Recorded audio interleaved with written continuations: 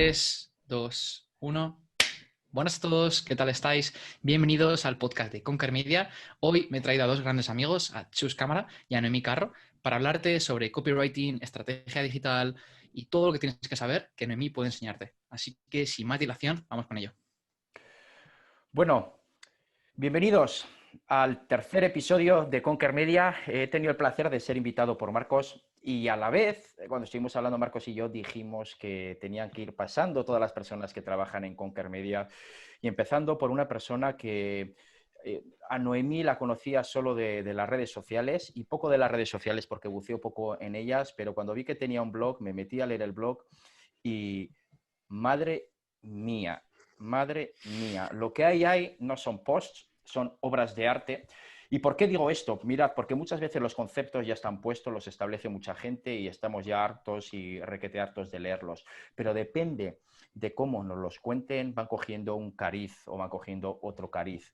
Así que si os interesa el tema de la estrategia digital, del marketing y demás, visitad noemicarro.es, que seguro que os encanta todo lo que ahí pone. Muchísimas gracias por venir a esta entrevista. Esperamos poco a poco ir desgranando algunas cuestiones que tienen que ver con la estrategia digital y con el marketing, pero vamos a empezar con la primera pregunta y si te digo la verdad es una de las que más me interesan.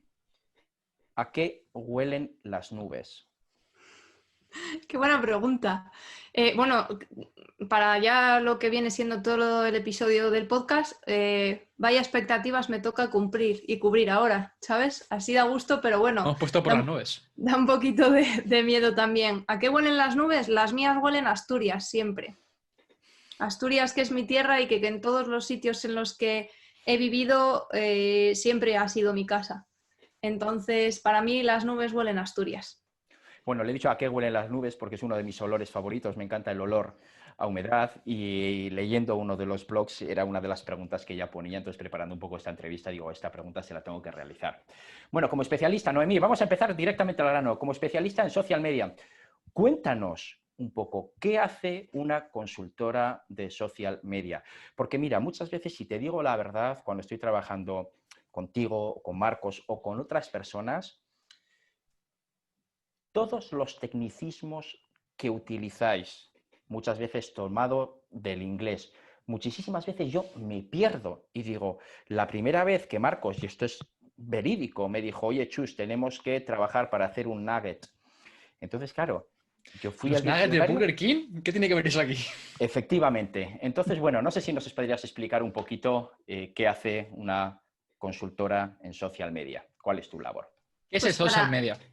El social media es la parte del marketing digital que se centra en la comunicación en las redes sociales, tanto orgánica como pagada. Es decir, incluye lo que hace un community manager, que es gestionar la conversación y comunicar en redes sociales, y además incluye la publicidad en redes sociales, Facebook, Instagram Ads, Twitter Ads, ese tipo de cosas. Dentro de todo esto, toda esta labor que realizas, una vez que ya tenemos claro qué hace una consultora, bueno, un poquito qué hace una consultora de social media, ¿cuál de todas las habilidades que has desarrollado durante toda tu etapa educativa y profesional crees la que te ha dado más valor para poner en práctica tus habilidades como social media? ¿Qué es aquello que destacarías, que más te ayuda? La capacidad de tener perspectiva. Me explico. Es un poco tricky esto que te voy a contar porque es cierto que yo me defino como social media, pero mi perfil y mis capacidades trascienden la parte de social media. Hago copywriting, que es la redacción publicitaria o redacción persuasiva de toda la vida. Hago mucha estrategia digital, de hecho es un campo que me apasiona y me divierte mucho. A mí me gusta mucho pensar y me gusta mucho llegar a ciertas conclusiones e intentar poner a disposición del pensamiento relacional todo el conocimiento que pueda tener. Y entonces de ahí sacar buenas ideas. Dices la capacidad o la habilidad que más me permite poner en valor mi trabajo. Teniendo en cuenta que es un trabajo que evidentemente trasciende lo puro social media, yo diría que precisamente esa capacidad de tener perspectiva. Y esa capacidad de tener perspectiva, yo creo que hay una parte que viene de casa, que viene de nacimiento, viene de carácter, viene de cómo lo quieras hacer, una parte de un componente que no se elige, pero hay otro componente que se elige, se educa y se entrena. Y ese es el que marca la diferencia. Supongo que toda la gente que nos escucha aquí tiene claro que da igual que tengas una buena genética, que si no la trabajas, pues no te vas a poner como un toro, ¿no? Pues un poquito eso, en la capacidad de perspectiva, la capacidad de pensar. Y yo la entrené siempre preguntando por qué continuamente a todo. Yo necesitaba entender el porqué y precisamente porque necesitaba entender el porqué acabé estudiando la carrera de filosofía. Y de ahí me fui a la comunicación y de ahí me fui al marketing. Aunque bueno, el marketing llevaba siendo un hobby mucho tiempo. Yo llevo más de 12 años en Internet, en el mundo digital. Entonces, pues es una carrera un poquito ya larga, aunque no sean los 12 años, evidentemente, como profesional. Noemí, De hecho, Marcos. aquí un pequeño inciso. De hecho, yo conocí a Noemí en una discusión sobre filosofía política que se daba en mi universidad y fue como, hostia, esta tía sabe un huevo, habla de puta madre delante de 200 personas y le empecé a seguir en Instagram y de repente vi un día que se dedicaba también al marketing digital y fue en plan, ¿qué cojones? Así que me apunté a su newsletter y una vez entré dentro, pues me enamoré de su forma de escribir. Así que cuando nací con Kermedia y me faltaba gente, pensé la primera persona en Noemí. Así que Noemí está aquí hoy básicamente porque se hacen buenas preguntas y creo que su capacidad crítica, sin duda, es uno de los más activos que puede tener cualquier empresa. Marcos, has mencionado el tema de la newsletter. Si os digo la verdad, me acabo de suscribir esta tarde a la newsletter y me haya llegado el correo de confirmación. Si entramos dentro del tema del marketing digital, una pregunta que es muy probable que la respuesta sea muy, muy difícil o que la respuesta valga millones, es la siguiente. Noemí, ¿qué haces? ¿Qué estrategias utilizas para intentar distinguir tu email o los mensajes que pones en las redes de los demás? Porque si no estoy equivocado, lo que estás haciendo es competir contra toda esa amalgama de mensajes y de emails e intentar sobresalir un poquito sobre ellos. Exacto, Eso, competir por atención. ¿cómo lo haces? Efectivamente, compites por atención y en un sentido amplio no compites solamente con otros consultores de marketing que tengan una presencia digital, compites con absolutamente todos los impulsos que pueda haber en ese medio, que al final es el smartphone, por cierto, o en ese sitio en el que tú puedes estar. Entonces, mi propuesta al final es, bueno, por dar un poquito de contexto a quien no lo sepa, porque mi producto, hablando de la newsletter, tampoco es para todo el mundo, yo envío un email diario de lunes a viernes a la gente que está suscrito a la newsletter. Lo envío todos los días a las 8:30 de la mañana y es un email cortito que te puedes leer mientras te tomas el café en el desayuno. Eso quiere decir que el comportamiento de mi base de suscriptores a lo mejor no es el que puede tener una empresa que envía una newsletter semanal. ¿Cómo me diferencio? Pues intento hablar como hablo en el blog y como hablo en muchos otros sitios, aunque no hable exactamente de los mismos temas o con la misma profundidad, y es con la honestidad por bandera y con la intención de no sentar cátedra y no pontificar, sino contar simplemente lo que voy descubriendo y lo que voy entendiendo. Por eso también los temas que trato son tan diversos. Y puedo hablarte evidentemente de filosofía, puedo hablarte de gestión de proyectos, que es una parte muy interesante dentro del emprendimiento y dentro del mundo empresarial en general. Puedo hablarte de las diatribas que tengo con la ansiedad. Puedo hablarte de mi experiencia vital con X tema y, por supuesto, también de marketing. Vale, has mencionado varios temas que me gustaría ir poco a poco tratando, pero el primero de ellos ha sido no sentar cátedra. Te estás tirando piedras contra tu propio tejado. ¿Y por qué digo esto? Es la sensación que me puede dar, porque lo que queremos en Internet, lo que queremos en estas redes sociales son soluciones. Y queremos soluciones que lo digan diferentes personas de una forma muy contundente, de una forma muy asertiva, porque si no lo dicen así, no nos lo vamos a creer. No llega el mensaje. Entonces, si no sientas cátedra, te estás tirando piedras contra tu propio tejado. Hay dos cosas que comentar ahí. La primera es la necesidad que suele tener todo el mundo de que le den esa comunicación definitiva, total y absoluta, de esta es la receta, sigue los pasos, todo perfecto, control C, control V y no te preocupes que llegas. Yo no hago eso. Y yo no hago eso porque no tengo la receta absoluta ni como profesional ni como persona para absolutamente nada en esta vida. O sea, yo puedo decirte con la información que tengo sobre tu proyecto, con el análisis que hemos podido realizar, con lo que me hayas podido contar y haya podido ver yo, puedo presentarte una opción, una estrategia, por ejemplo, en la que más o menos se puedan orientar los recursos que tienes disponibles para conseguir esos objetivos, ¿vale? Con tu proyecto, con tu empresa, como lo quieras ver. Pero eso no quiere decir que sea el único camino posible y aceptable, ni que no vayas a encontrar ciertas eventualidades en el camino que te hagan... que validen completamente que ese es el camino total y absoluto, ¿sabes? De hecho, una de las características principales de una buena estrategia de marketing, de un buen plan de marketing, es que contemple varios caminos posibles que permitan adaptarse a la realidad, a la empresa, al proyecto, a como lo quieras ver. No sé si podrías explicar o ponernos unos ejemplos concretos de cuando dices que contemplen varios caminos posibles. No sé si te estás refiriendo a los embudos de venta o algún otro tipo de... Sí, puedes plantear distintos embudos de venta. Para vender un curso online, por ejemplo, puedes venderlo de muchas maneras diferentes. A lo mejor tu fuerte no es grabarte vídeos y a lo mejor tu fuerte es simplemente el audio. Tú hablas muy bien, pero cuando tienes que estar delante de una cámara, bueno, pues a lo mejor tenemos que diseñar un producto digital que, sin ser el típico curso online que está haciendo todo el mundo, te permita acercar tu solución a tus potenciales clientes, reforzando esas fortalezas que puedas tener y minimizando el impacto que pueda tener esa debilidad concreta, que es no puedo estar poner mi cara, ¿no?, en un vídeo, pero hablar no tengo problema. De hecho, aquí un gran ejemplo es Isra Bravo, que es uno de los copywriters preferidos de Noemí. Tiene un blog de copy y cuando te apuntas a su newsletter, lo primero que recibes son emails pues, muy de cachondeo, muy buen rollo, y te ofrece una serie de cursos que son en formato audio. Y dices, joder, un curso en audio. Y dices, pues sí, esto existe y esto funciona. Entonces, si tu fuerte no es la cámara, tu fuerte no es la comunicación pues eso, a través de una cámara, pues oye, pues coge tu micrófono, que además es más barato y es más sencillo de utilizar y a lo mejor te va bien. Y de hecho es un ejemplo clarísimo de cómo convertir una fortaleza que tú tienes o una debilidad realmente, que es no quiero salir, o una debilidad del sector, vaya, una cuestión que es muy competida, que es todo el mundo hace cursos online en el que sales tú grabado contándole tu vida a la gente, ¿vale?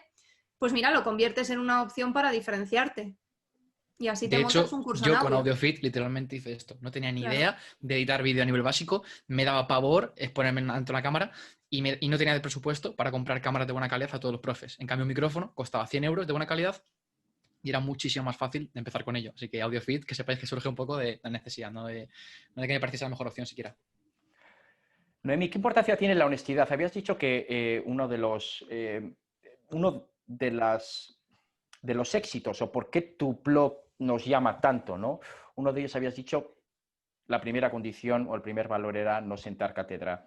Y el segundo de ellos, tener la honestidad por bandera. Y ha sido una cosa que en principio me ha chocado mucho, pero luego cuando has estado respondiendo a esta pregunta no me ha chocado tanto porque creo que lo que la gente busca en Internet es que la gente sea honesta. No digo ni siquiera, y no estoy refiriendo a que la gente sea humilde, sino que la gente sea honesta, que diga la verdad, ya sea por un lado o sea por el lado contrario, pero que diga la verdad, que no estén mintiendo a los demás. Están haciendo una cosa y dicen que hacen la contraria. No sé cómo lo Eso ves tú.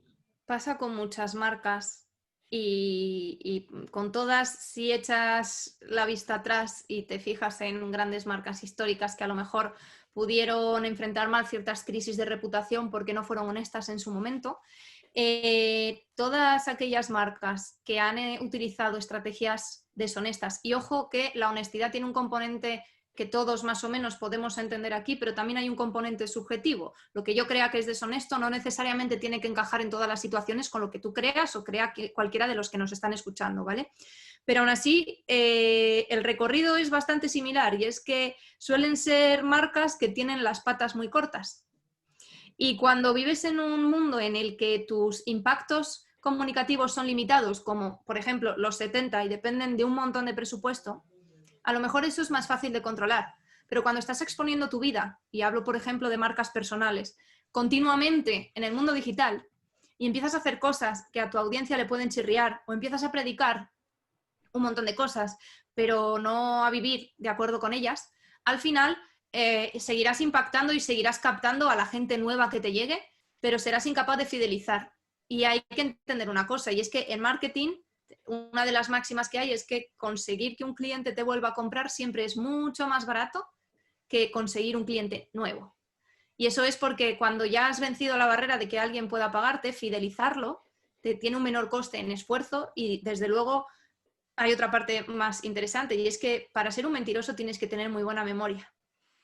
Y si no tienes una buena memoria y no tienes en cuenta todo lo que dijiste en según qué momento, y eso es una dedicación de atención total y absoluta y un estrés, sobrehumano, pues entonces lo más probable es que el día de mañana, si quieres seguir mintiendo o engañando, o a lo mejor simplemente utilizando cierto tipo de estrategias que sin ser un engaño puro y sin ser una manipulación, sí que se mueven un poquito en el umbral que se acerca más ahí que a la mera persuasión, ¿no?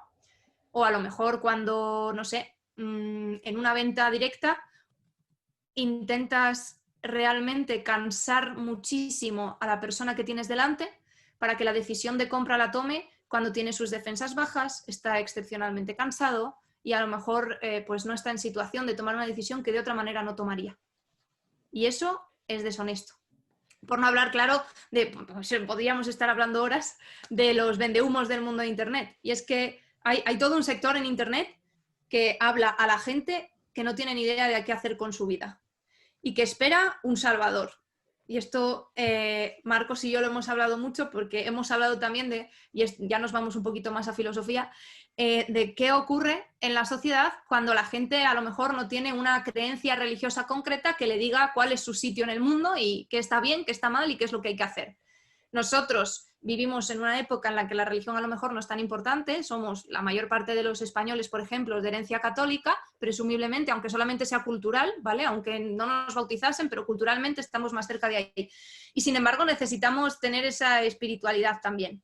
Y ocurre que cuando no tenemos un propósito, no tenemos una razón de te tienes que portar bien o tienes que cubrir estas ideas o tienes que vivir de acuerdo con esto, pues entonces necesitamos que alguien nos lo dé. Y por eso hay tantísima gente funcionando tan bien diciendo, no te preocupes, yo te voy a dar el propósito de vida. No, no funciona, Todos claro. buscamos un rescatador ahí fuera y nos damos cuenta que no es nada gratis. Y cuando alguien te ofrece unas muletas que has pagado con tu propio dinero, pues eso no suele funcionar, pero ni en la vida ni en ningún sitio. Noemí, ha habido una cosa que me ha llamado, un aspecto que me ha llamado mucho la atención y quisiera incidir un poquito sobre él. Me ha parecido intuir o has dicho que a través de una estrategia digital podemos ser capaces de cansar al comprador para que luego así realice una compra. Y voy a poner una analogía. Cuando yo estoy trabajando a las X de la mañana en algo, mi fuerza de voluntad para resistirme a la onza de chocolate es negativa. Es negativa. Se utilizan en estrategias digitales para conseguir cansar al comprador. Y en el caso de que se utilice, no sé si podrías ponernos algún ejemplo. Pensaba más que en digitales estrictamente cuestiones offline puramente, ¿eh? O sea, todos hemos tenido esa reunión en la que te estábamos presentando una propuesta o estábamos resolviendo algo y han sido 4 horas y sales de allí con la cabeza fundida, que no sabes ni por dónde te está soplando el viento, ¿vale? Pues hay gente que a lo mejor tiene la intención de vender a un público concreto un tipo de producto de un precio que si estuviesen descansados no aceptarían, pero como están muy cansados, eligen el tipo de público al que ofrecérselo y el momento en el que vendérselo y lo hacen. Y entonces a mí eso personalmente no me encaja. De hecho, nunca jamás me gustaría que mi marca estuviese asociada a ningún tipo de estas estrategias, porque esa es otra cosa. Los profesionales, al final, en la vida solo tienes tu palabra. Y en particular, si eres profesional joven y no tienes una cartera de éxitos o un portfolio que alucinas que te pueda respaldar, lo único que tienes es tu nombre. Y si tu nombre se asocia según qué cosas, pues tanto peor. Pero sí que exigen, en un sentido más digital y desde luego a lo mejor más transparente y sin que sea, desde mi perspectiva, pura manipulación, todas estas estrategias con las que puedes jugar de manera más o menos legítima siempre y cuando sean coherentes, tipo escasez. Solo tengo 5 plazas. Claro que si dices solo tengo 5 plazas para el curso y luego dices es que me lo habéis pedido mucho y las voy a volver a abrir. Mira, chaval, no has vendido una castaña y a lo mejor ahora lo que necesitas es entrar esa gente, o sea, meter esa gente dentro de la lista que no entró ni cuando había 5, ni cuando hay 10 más, ni de ninguna manera. Entonces, todas esas estrategias, además es que están tan manidas, cualquiera que se haya movido un poquito por internet, y ya no te quiero contar si es alguien que está y conoce el mercado digital estadounidense, son tan manidas que es como, ¡buah! Y de hecho, me ocurre a mí especialmente porque me gusta mucho la redacción persuasiva, pero yo hay un montón de veces en las que leo un email porque me he metido a lo mejor en el embudo de ventas de un caso concreto porque estoy estudiando para la competencia de un cliente o de lo que sea, y casi puedo averiguar de qué va a hablar el siguiente email y lo que va a decir la siguiente frase. Porque es todo fórmulas de copywriting, es todo control C, control V, porque ahora mismo hay como un estallido enorme de formación online, de este tipo de cosas. Y bueno, la verdad es que es una oportunidad para los que hacemos las cosas de manera diferente. Así que a mí me parece muy bien que la gente siga haciendo control C, control V.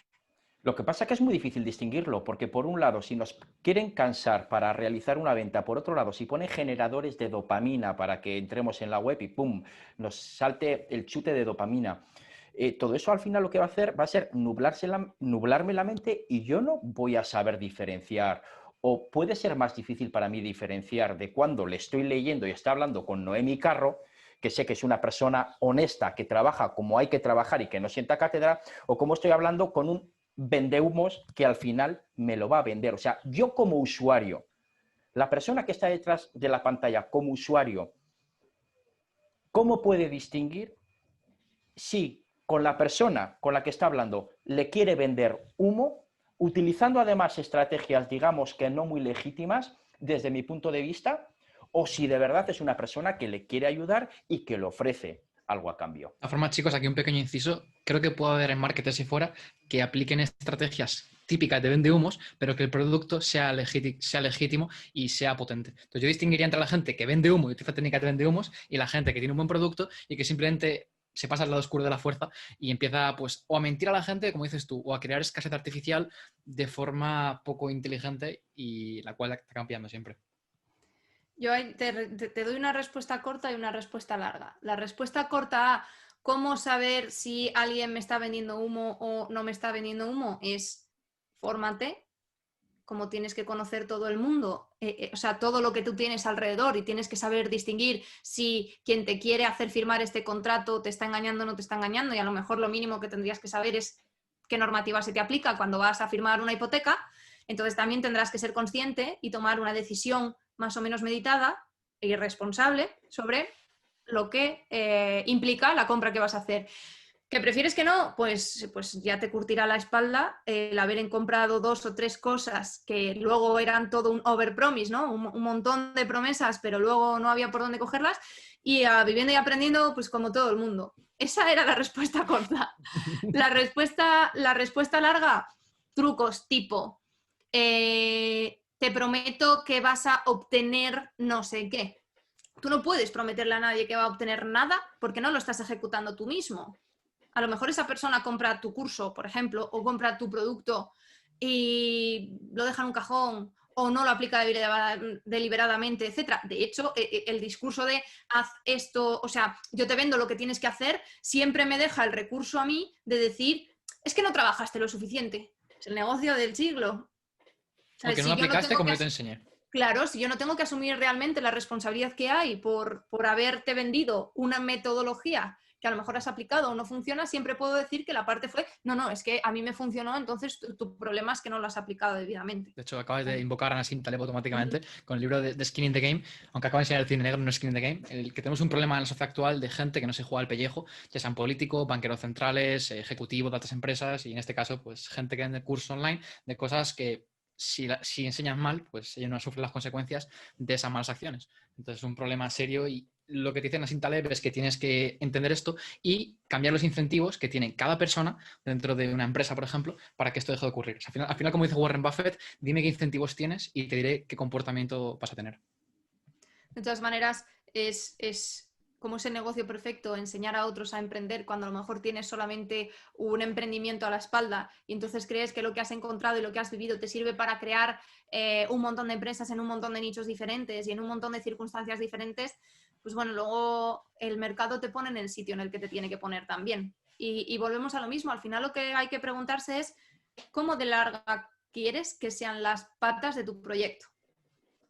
De hecho, iba a ir justo a eso. Creo que a veces utilizar estrategias de venta muy agresivas o que rocen la ética, o sea, creo que simplemente no funciona a largo plazo. O sea, en un mundo en el cual yo puedo compartir mi experiencia con otras personas, hacer eso lo que va a hacer es como, no sé, es como ligarte a una persona que está borracha. Pues esa persona cuando se le acabe la resaca y vuelva a tener su 100% uso de su facultad, va a decir, ¿qué ha pasado aquí? Y te va a denunciar, posiblemente. Entonces, lo veo un poco parecido. Al final, cansar a alguien para dar venta a corto plazo, creo que hoy en día, en serio, es pegarte un tiro en el pie, es ir en barco y pegar un tiro al barco para que se hunda antes. Así que yo, sinceramente, creo que la gente que hace eso, pues a largo plazo está fuera del juego.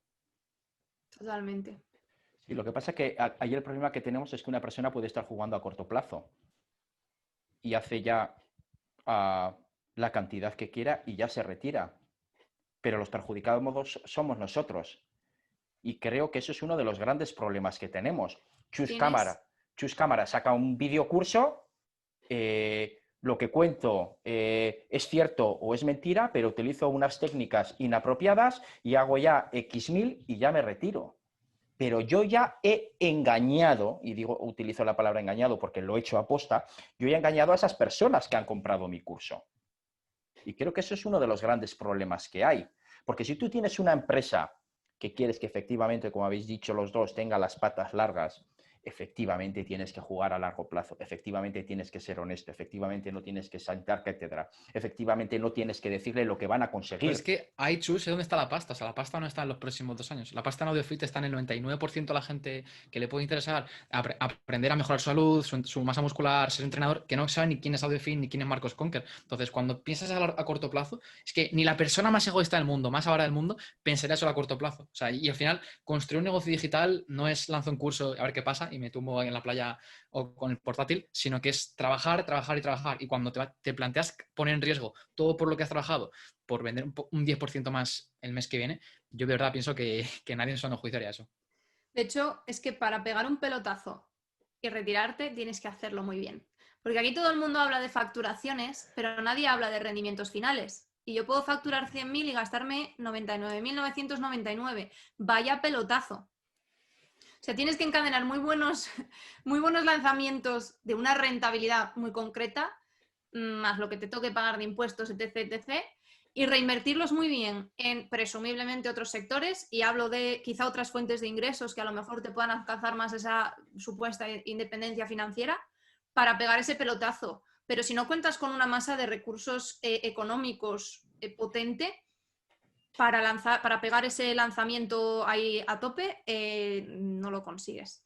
O sea, realmente no lo consigues. Porque tienes que invertir mucho en cualquiera de las cosas, ya sea en tiempo, o sea, en cualquiera de las partes del mundo digital, ya sea en tiempo o en dinero, para poder pegar un pelotazo de esas características. Hablo de tener un montón de recursos para meter en publicidad y dotar de tráfico a tu página en la que vas a gestionar toda la venta, o hablo de trabajar SEO, que es, por definición, a medio y largo plazo. Entonces, tienes que hacerlo muy bien e invertir mucho para pegar ese pelotazo.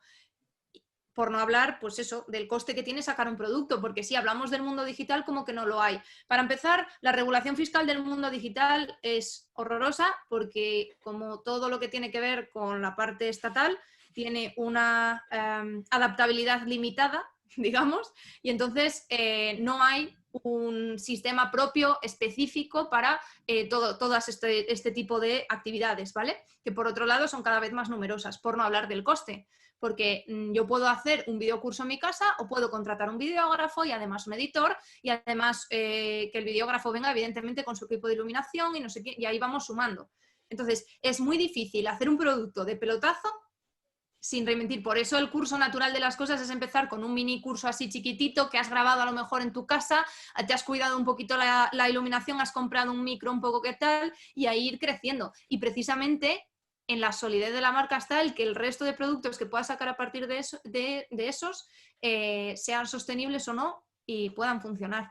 Vamos, que te centres en el lifetime value de tu cliente y no tanto en la venta que haces este mes o el mes que viene, que está bien y todo nos gusta generar flujo de caja y ver cómo la cuenta del banco suma, pero al final no veas un cliente como una venta, sino como una relación a largo plazo en la cual van a poder comprarte productos y servicios a lo largo del tiempo, y es donde está la pasta. Y también una pequeña reflexión, aquí si analizas todo esto desde un punto de vista más de números, dices, joder, ¿cuál es mi coste por adquirir un cliente? 10 euros. Pues si te cuesta 10 euros un cliente y eres capaz de aumentar ese lifetime value, pues estás consiguiendo básicamente pues, multiplicar los panes y los peces, ¿no? Que creo que solo esto ocurre en el mundo del marketing digital, que puedes con lo mismo aumentar lo que tienes con poco esfuerzo. Y luego también una pequeña reflexión sobre lo que decías tú, Noemí, de hacer un lanzamiento y forrarse. Sí que a veces creo que puede ser interesante el pegar un pelotazo de 1 millón de pavos y aunque no tengas apenas beneficio o rendimiento, como decías tú, porque te llevas de gratis otra serie de activos, como puede ser muchísima branding, una red de influencers, como puede ser una lista de email súper grande. O sea que bueno, sí creo que no solo hay que centrarse en el rendimiento económico en cuanto a rentabilidad, sino que hay otra serie de activos que puedes adquirir en el camino de ese lanzamiento que yo también intentaría tangibilizar de alguna forma. Es cierto que puedes adquirirlos. De todas maneras, respondía a lo de Chus de pegar un pelotazo y desaparecer, ¿no? Pero también habría que ver si necesariamente ese pelotazo de 1 millón es la mejor manera de alcanzar esos suscriptores, esos tal, etcétera. Desde luego que lo puedes capitalizar y que el beneficio de cualquier tipo de lanzamiento no va a ser nunca en exclusiva el rendimiento económico final, ¿no? Pero bueno, en realidad sí, contestaba al Diego, beso al santo y me piro. Pues suerte. De verdad que, tío, luego escribí un libro que ese curso sí que te lo compro, te lo juro. Una vez que tenemos un producto o que ofrecemos nuestros servicios, una de las grandes diferencias entre las personas que llegan a otras muchas personas detrás de las pantallas y las que no, es cómo se dirigen a esas personas. Hay profesionales que ya de una forma innata tienen una capacidad dialéctica muy alta, hablan muy bien, se expresan muy bien y entonces esas personas te llegan muy rápidamente. Hay otros que somos más patanes y que han tenido que pasar o tienen que pasar muchísimas horas para ir avanzando poquito a poquito. No sé si nos podrías comentar, Noemí, en este sentido, cómo nos tenemos que dirigir a los demás, dejando por un lado la dialéctica, qué valores son los que tenemos que respetar, qué valores son los que los demás ponen en alza y tienen en cuenta a la hora de realizar una compra, a la hora de confiar en la persona que hay detrás de la pantalla. Porque este es un tema muy importante, es un tema clave. Yo puedo ser muy bueno y puedo haber hecho un videocurso o lo que sea muy bien, pero si soy malo dirigiéndome a las personas, no voy a conseguir nada. Pues depende de a quién vayas a hablar. Tendrás que hablar de una manera o de otra, realmente. Evidentemente depende del producto que tienes. Si has creado el producto sin pensar en la persona que te lo puede comprar, probablemente vayas a tener que cambiar el producto. Pero realmente a la hora de comunicar, creo que una de las cuestiones más importantes es la de entender muy bien a quién estás hablando. Tú no hablas igual a tu madre ni le explicas lo que acabas de encontrar en Instagram como le explicas a un colega el último challenge de TikTok, ¿verdad? Pues en marketing ocurre lo mismo. Y tanto si eres una marca personal como una marca, lo que entendemos por marca secas, un profesional, vaya, una corporación, tendrás que adecuar tu tono, tus canales, etcétera, al tipo de cliente objetivo al que quieras dirigirte. Y para eso lo tienes que conocer. Y para eso tienes que hacer por lo menos una descripción del tipo de persona al que vas a hablar. Insisto, ¿se puede conseguir sin hacer todo esto? Sí. ¿Se puede conseguir sin hacer todo esto optimizando el uso de tus recursos? Presumiblemente no. Entonces, yo a la gente que tiene la cuestión de es que no sé exactamente qué decir, cómo decir, le diría que se sentara y que empezase a pensar a quién va a hablar, qué les va a contar, qué tiene para ellos y cómo se lo va a hacer llegar, también teniendo en cuenta sus propias condiciones personales, ¿no? Si tiene que comunicar en el caso de una marca personal. Te está refiriendo... Por ejemplo, una pregunta que me hizo a mí Noemí en relación a AudioFit es, oye Marcos, la gente a la cual quiere vender AudioFit, ¿a quién se quiere parecer? Esta pregunta fue muy reveladora para mí porque fue como, hostias, pues ahora entiendo por qué cuando ponemos a Power Explosive en la portada de la página web funciona también. Y es que la gente no te compra una suscripción de 100 euros o 120 euros para aprender, que está bien y obviamente es parte del producto, sino para estar un paso más cerca de convertirse en sus referentes. Igual que yo cuando me pongo ropa de Gold Gym, pues es para parecerme a Arnold, no porque sea una tela X o porque el diseño sea perfecto. Entonces, también ten en cuenta esas metas aspiracionales de tu cliente ideal de cara a la comunicación. De hecho, otro ejercicio interesante que funciona muy bien es el de pensar, bueno, ya hemos hecho todo lo que acabo de comentar, ¿no? Pero ahora que ya lo tenemos, vamos a pensar qué tiene mi cliente objetivo antes de conocer lo que yo tengo para él y qué tipo de situación tiene después de haber pasado por mis manos. Y eso también permite afinar un poquito tanto los temas como Exacto. la forma de comunicación. Tangibilizar tus beneficios y qué beneficios tienes que transmitir a esa persona. Eso es. Por lo tanto, aquí se está hablando que es muy importante conocer a la tribu, es decir, a esa cultura a la que nos estamos dirigiendo. ¿Qué estrategias podemos utilizar para conocer a la tribu? Ten los ojos bien abiertos. Y estate donde se supone que está. Tienes que conocerlo también para saber dónde lo puedes buscar y sobre todo dónde habla y cómo habla, de lo que siente, lo que le gusta, cualquier cosa. Porque cuando eres adolescente tampoco le cuentas a tu madre lo mismo de la misma manera que le cuentas a un colega. Y a lo mejor tu cliente en un momento concreto de su compra o en un momento concreto de su relación contigo, porque a lo mejor estamos en una red social que no se presta a ello, no te contesta cierta cosa, pero en otra situación sí. Pienso, por ejemplo, en la diferencia que hay en la participación de los usuarios entre YouTube, en los que el ratio de comentadores por vídeo en España es bajito y, sin embargo, la facilidad que hay para entablar conversación en Twitter. ¿Sabes? Pues entonces yo esa parte también la tendría en cuenta. Incluso les puedes preguntar, voy a hacer un comentario que viene a raíz de un programa que escuché ya hace muchos años, este episodio, pero me acuerdo perfectamente, creo que era de Pat Flynn, o era en una FlickCon que retransmitieron, que lo que hacía directamente Pat Flynn era realizarles unas preguntas para obtener ya unas respuestas de no solo lo que están buscando ellos para luego poder ofrecérselo, sino para hacer directamente un copia-pega de cuáles son aquellas frases que ellos más han utilizado por esa secreción de dopamina y que si tú las utilizas cuando te vuelvas a dirigir a ellos, van a tener los ojos más abiertos. Claro, tienes que conocer sus dolores para atacarlos y saber qué es lo que ellos necesitan solucionar. Si tú tienes su solución y no lo has identificado claramente, pues a lo mejor estás predicando en el desierto. ¿Cómo haces esto con el mínimo de recursos posibles? Porque digamos que dependiendo de la metodología que utilices en hacer esto puedes tardar mucho tiempo. Me estoy hablando del marketing digital en general, ¿eh? Dependiendo de la estrategia que utilices puedes dedicar unos recursos casi infinitos o puedes realizarlos de una forma mucho más eficiente. Esto me imagino que es así, porque yo en todas las áreas en las que he trabajado al principio tardo muchísimo y luego cuando ya lo estudias y lo vas entendiendo un poquito más, eres capaz de sacar un mayor rendimiento. En el marketing digital es también así. ¿Ves tú esas dos formas también de trabajar que para conseguir lo mismo una persona tarda X y otra persona tarda 3X? Sí, claro, depende de cuáles sean tus facilidades. A la hora de comunicar sin un guión, por ejemplo, para mí, que llevo muchos años hablando delante de gente y no tengo a lo mejor demasiado reparo a la hora de hablar delante de un auditorio lleno de 3.000 personas, pues a lo mejor para otra persona es bastante más diferente, ¿no? Realmente. Eso hay que entrenarlo y hay que conocerlo. Me ha gustado mucho tu pregunta porque me permite poner de relevancia una cosa que a lo mejor no hemos mencionado todavía, y es que los recursos que yo tenga no son los que tú tengas ni los que tenga otro proyecto.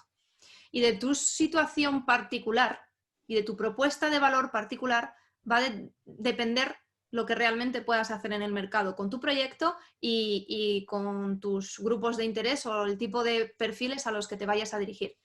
Sí, claro, suele pasar que cuando tienes dinero no tienes tiempo y cuando tienes tiempo no tienes dinero, pero de alguna manera hay que empezar. Si eres Juan Palomo, como un montón de emprendedores dentro del mundo digital o dentro del mundo del fitness, pues entonces tendrás que averiguar dónde están esos recursos gratuitos que tienes en el mundo online o qué profesionales de referencia pueden darte un tipo de insight concreto, evidentemente sin bombardearlos a preguntas y respetando que a lo mejor su dedicación profesional implica ese tipo de asesorías. Pero bueno, puedes encontrar un montón de gente y un montón de recursos en Internet que puedes aprovechar para empezar a conocer.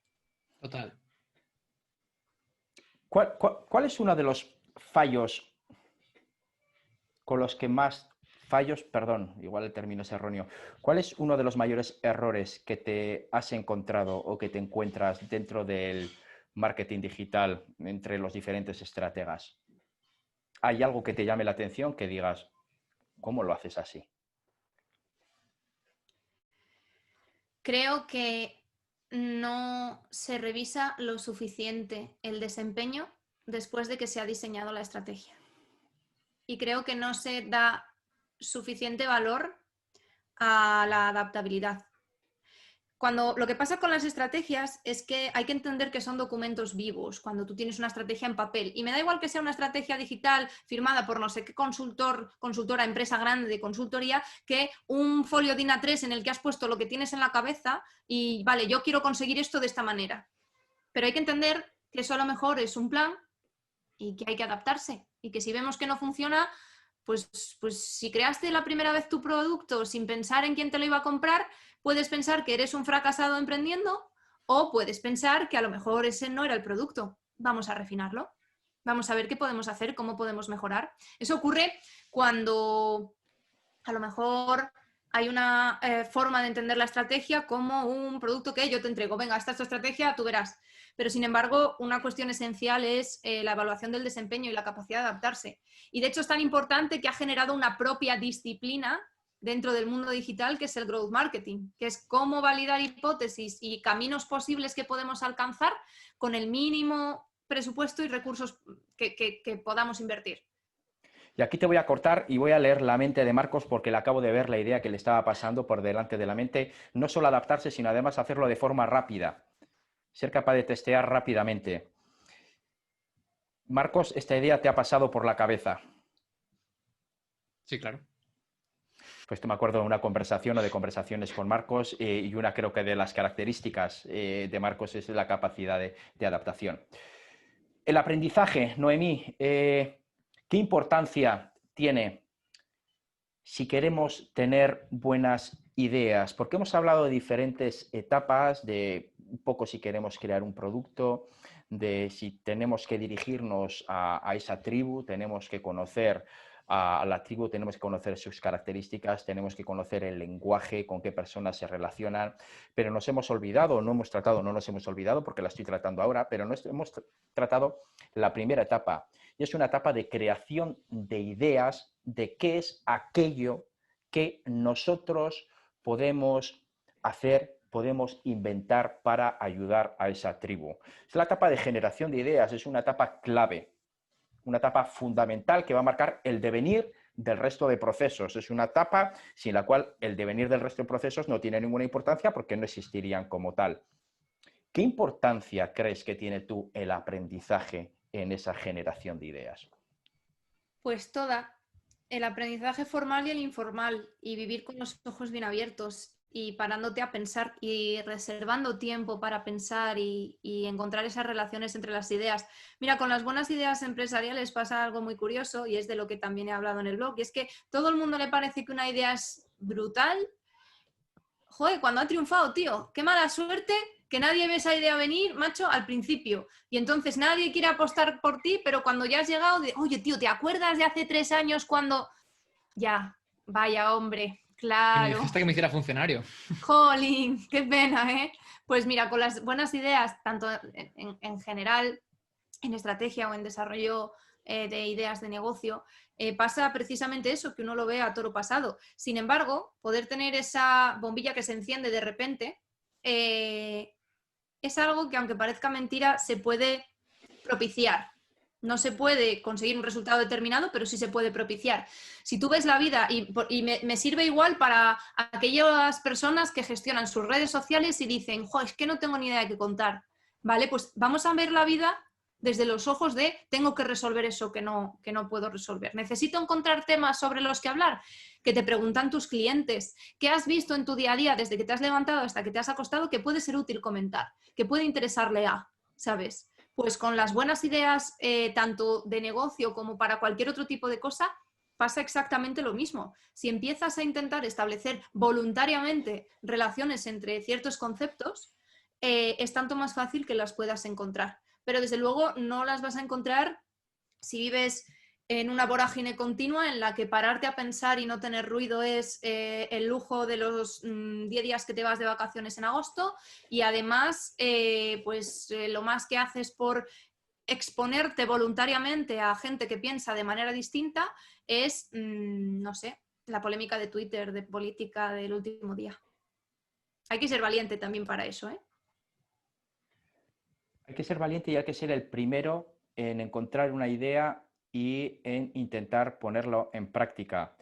Hace muchos años le escuché en otro podcast a Tim Ferriss que decía que muchas veces minusvaloramos la importancia del que ha sido el primero haciendo algo. Y este pensamiento me vino a la cabeza editando un vídeo de una conversación de Marcos con David Marchante.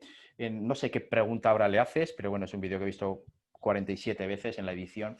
Pero en este caso, David responde directamente: es que cuando yo empecé en YouTube, nadie había empezado.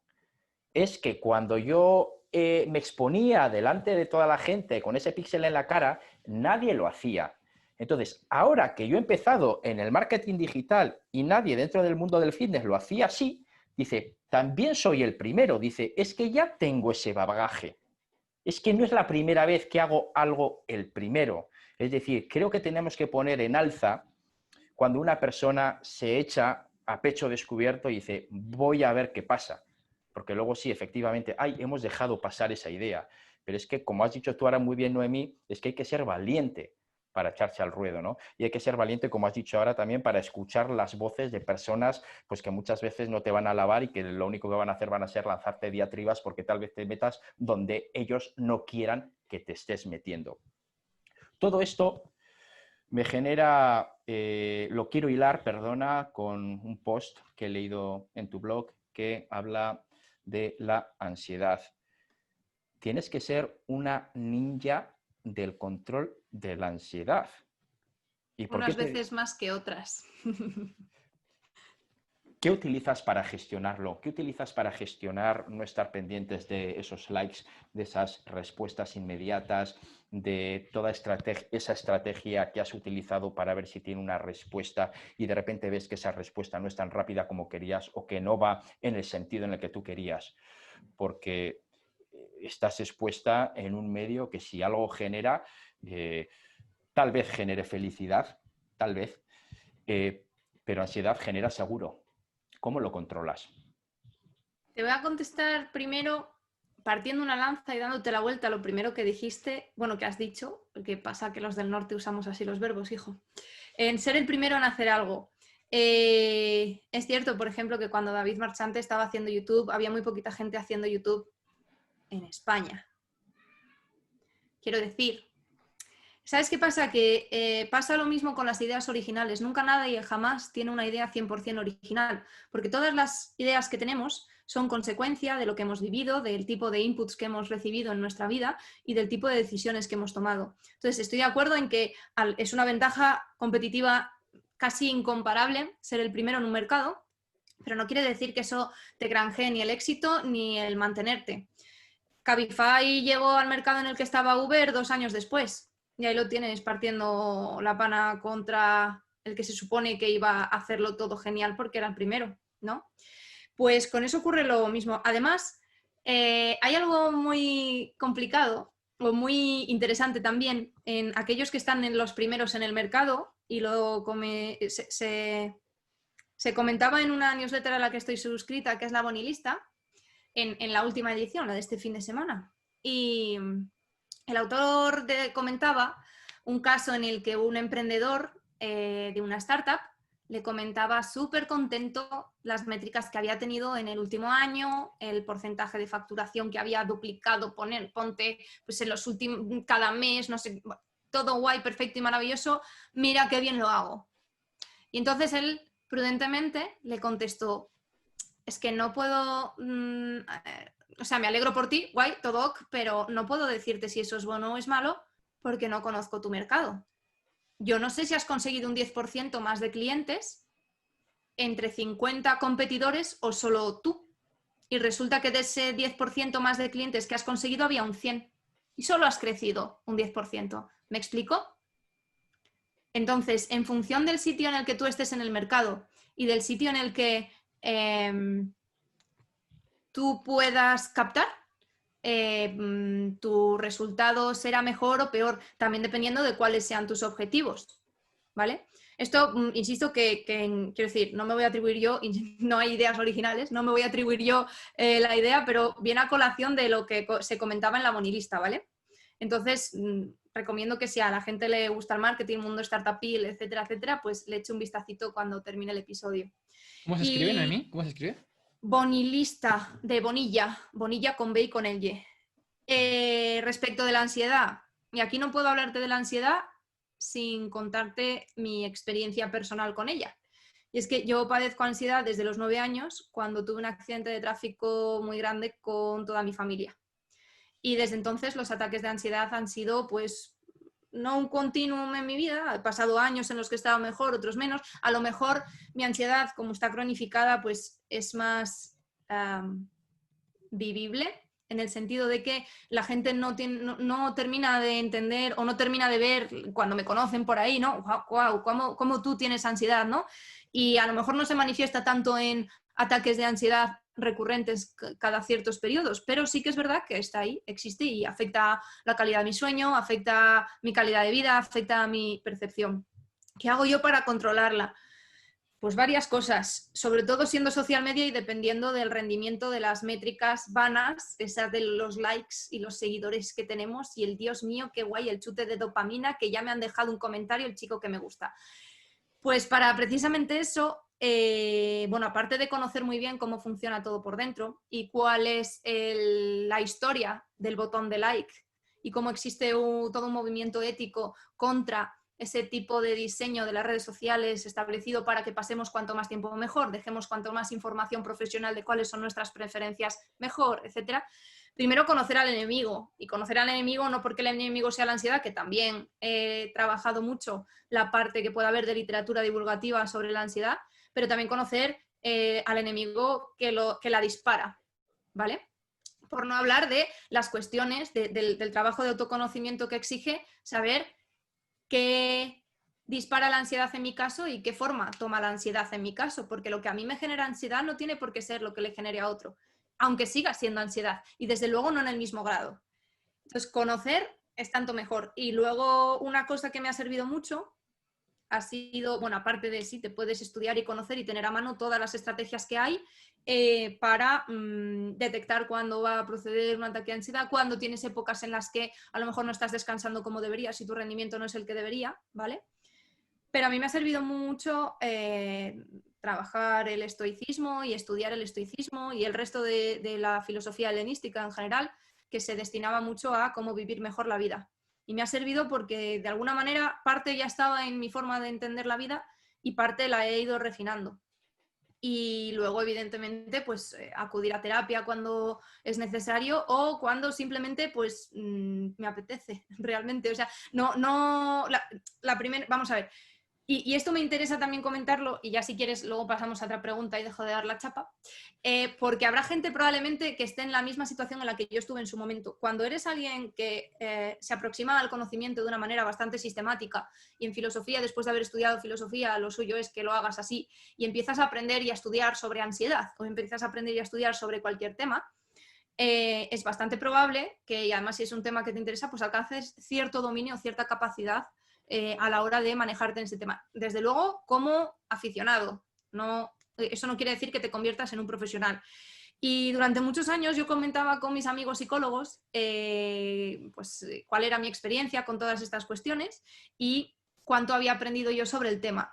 Y entonces ellos se me encogían de hombros y me decían, mira, Noé, o sea, o te vas a terapia realmente solo para hablar, pero es que no hay a lo mejor más recursos que puedan la parte de, bueno, pues respira así, etcétera, etcétera, esa ya te la sabes.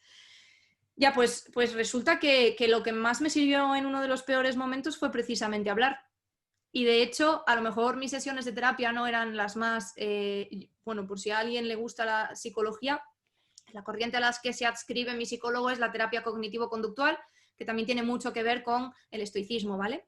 Y muchas de las herramientas conversacionales, en particular de la terapia cognitivo-conductual, están también en el estoicismo. Y él, a la segunda sesión o así, recuerdo que me dijo algo así como, bueno, ¿y tú qué haces aquí? O sea, ¿tú qué esto cómo lo ves? Pues mira, yo sigo yendo. Bueno, es cierto que dejé de ir justito antes del verano, pero bueno, mi intención es seguir volviendo, porque a veces es tan sencillo como tener una buena conversación y hablar, aunque no llegues a una conclusión concreta y puedas manifestar realmente cosas que a lo mejor a otras personas no les manifestarías, porque hay un compromiso de alguna manera en vuestra relación que hace que el resultado que vaya a tener esa conversación no vaya en la misma línea en la que va un psicólogo. Y es tan sencillo como hablar. Uno también se queda más a gusto cuando habla de según qué cosas, si es algo que le encaja, o cuando trata sobre según qué temas, aunque sean experiencias de otros y de lo tuyo no quieres hablar. Pero eso también sirve. Así que mi gestión de la ansiedad, pues un enfoque profesional y bastante exhaustivo sobre cómo funciona la vida y el mundo. Terapia, evidentemente, aunque solamente sea por una cuestión pura de, mira, tengo una conversación con alguien que me ofrece una visión interesante, incluso aunque no la comparta, estamos en las antípodas ideológicas, así que no te quiero contar ciertos temas problemáticos como acabamos, pero tan sencillo como eso. Y luego resulta que hay épocas en las que vas mejor y en las que vas peor. Y conocerse a uno mismo y ser el mejor amigo de uno mismo y no el peor juez. ¡Wow! Me tiraría aplaudiéndote 5 minutos, pero las métricas caerían y estamos hablando aquí que hay que mantener las métricas. Has mencionado dos cosas que me han llamado mucho la atención y que me ha alegrado. Una de ellas, la importancia de hablar. Yo los momentos más bonitos de mi vida los recuerdo hablando con personas a las que quiero mucho. Y muchos de ellos han sido en sitios bonitos, en sitios en la naturaleza. También ha sido en la ciudad, pero muchos de ellos han sido en la naturaleza. Y eso no nos lo dan las redes sociales. Y otra de las cosas que has dicho es que hay que conocerse a uno mismo y ser amigo de uno mismo. Y perdóname, Noemí, pero esa virtud está poco extendida, ¿eh? Ni nos conocemos ni somos amigos. Si no, si fuéramos amigos, no tendríamos que estar tanto tiempo por las redes sociales recordando que nos tenemos que cuidar y que hay que hacer ejercicio. Es que mucha gente no se atreve a preguntarse por qué siente lo que siente. O ni siquiera sabe, porque la educación emocional es muy deficiente. Bueno, en el sistema público es anecdótica. En la educación formal me refiero. Y hay mucha gente que no se atreve a preguntarse. También es verdad que es mucho más fácil sobrevivir y que pasen las semanas, los meses y No sufrir de procesos de 5 años introspección. que efectivamente, que enfrentarte realmente a cierto tipo El dragón, la habitación. Claro. Entonces, hay muchísima gente que pasa un montón de años sobreviviendo o toda su vida, ¿eh? Y para mí no es una cuestión a enjuiciar. Es una cuestión que yo no he elegido para la mía y que no he elegido para mi camino y que es no algo estoy... descriptivo. De, oye, Claro. estás escondiendo basura debajo del sofá y algún día, pues a lo mejor vives en un cuarto lleno de basura. En plan, entiende que está ocurriendo esto. No te engañes. Matrimonios, 40 años juntos, los hijos se van de casa, me separo.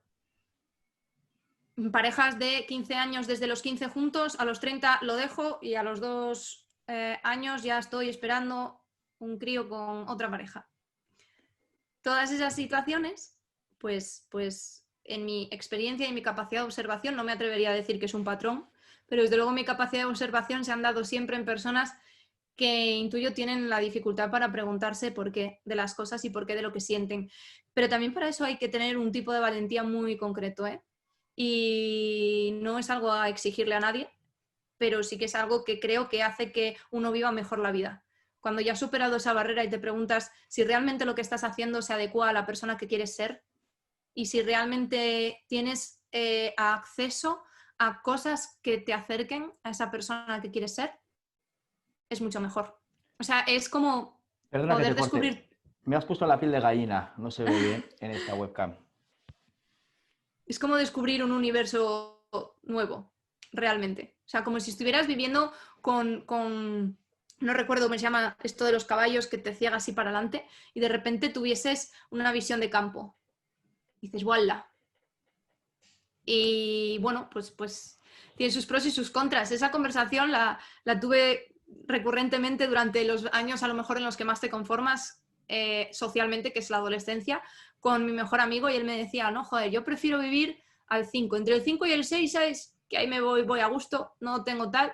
Digo, ya, bueno, pues es que si no estás dispuesto a pagar el precio que tiene estar en el 10 y estar en el 3, pues nunca vivirás un 10 o un 3. De hecho, ahí la Sí, mejor pregunta siempre es ¿cuántas vidas tienes pensado vivir? Y como te suelen responder una, pues dices, hostia, pues si te vas a conformar con un 5, bueno, joder, qué mala apuesta, ¿no? es el plan de cierto, a lo mejor cierto tipo de persona que está bien ahí, ¿eh? Y hay gente que está bien ahí. Y entonces está guay. Yo creo que Pero es más una falsa creencia de que estás bien ahí, porque como decías tú, estás el caballo, que no ves más allá. Y como no ves más allá, piensas lo que tengo es lo mejor. Y es como, no, es lo que crees que es mejor con la información de la que dispones. Pero si abres un poco tu perspectiva, te darás cuenta de que hay otras 1000 cosas ahí fuera que pudieras hacer y que no haces, pero te autoengañas y te cierras las puertas a esa perspectiva. presumiblemente sí, pero me refiero a que está bien así porque luego nunca nadie tiene el derecho a decirte te estás perdiendo algo de la vida. Bueno, pues sí, me estoy perdiendo algo de la vida, a lo mejor lo puedes opinar porque eres mi colega, todo guay, ¿sabes? Pero no, yo no creo en enjuiciar a los que eligen vivir esa forma de vida. También te digo que no he encontrado a nadie que haya sido capaz de ver la inmensidad de ese universo que se supone que no tienen cerca y volver a vivir como si tuviese ese enfoque estrecho. Pero no sé, yo también estoy descubriendo, me paso la vida entera descubriendo y investigando y aprendiendo y esas cosas. Lo que pasa, y para terminar la conversación, porque nos hemos puesto una hora de cierre que ya la hemos superado por 2 minutos, pero un último comentario. Lo que pasa es que tienes 6 años, te levantas a las 7:30 de la mañana para ir al colegio, sales al mediodía, vas a casa a comer, luego vuelves, luego entras en primaria, luego secundaria, luego bachillerato, luego la universidad. Y a la vez vas a hacer no sé qué, vas a estudiar. Y luego conoces a una chica, conoces a un chico y tienes críos. Y tienes que trabajar para mantener a esos críos y te sigues levantando, en vez de a las 7:37 de la mañana, te levantas a las 5 de la mañana porque antes tienes que trabajar. O te paras un rato, como decía Mafalda, para bajarte, o meditas y lo piensas tranquilamente, o te plantas con 43 años que tengo yo y dices, ¿qué coño he hecho hasta ahora? Que no es mi caso, que estoy contentísimo con mi vida, que no es mi caso, pero te plantas con una edad y dices, ¿qué coño estoy haciendo? Y perdón por la expresión. Y efectivamente para eso hace falta mucha valentía para decir, yo por aquí no quiero. Porque es que además tenemos, y esto me cabrea mucho, tenemos la manía de intentar quedar por encima de aquellos que no nos gustan. Tenemos la manía de intentar quedar por encima y parecer superiores a aquellos que no nos gustan. Y eso nos va lacrando. Noemí, Marcos, creo que tenemos una conversación pendiente que la tendremos que retomar en este punto. Será un siguiente episodio. Noemí, hemos aprendido muchísimo contigo, nos has abierto los ojos, nos has dicho entre líneas y literalmente que lo que importa es el contexto, que hay que mirarlo todo con perspectiva, que hay que seguir aprendiendo, que no podemos parar de aprender. Marcos, muchísimas gracias por tus preguntas, por tus puntualizaciones, porque tener al CEO de AudioFit y de Conquer Media aquí entre nosotros tres puntualizando y demás, hace que me ponga un poco más nervioso y que de vez en cuando se me traben las palabras, pero creo que no se ha notado mucho. Un abrazo enorme a los dos. Ha sido todo un placer. Muchísimas Muchas gracias, Chus. gracias. Nos vemos pronto, chicos. Chao. Seguid entrenando. Chao.